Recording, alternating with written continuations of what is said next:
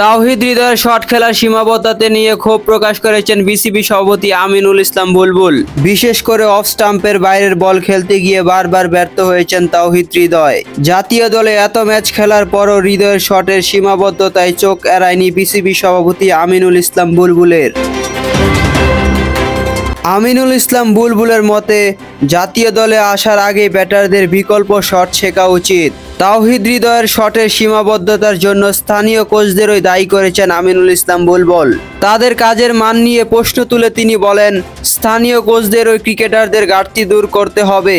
এজন্য কোচদের ডেকে এই বিষয়গুলো স্পষ্ট করবেন বলে জানিয়েছেন তিনি। স্থানীয় কোচদের কাজে নজরদারি বাড়াতে শুরু হচ্ছে হাই পারফরম্যান্স গভর্নেন্স। জাতীয় দলে খেলার আগে ব্যাটারদের শটের পরিসর না বাড়ানোর দায় এবার আর ফাঁকি দেওয়ার উপায় নেই স্থানীয় কোচদের।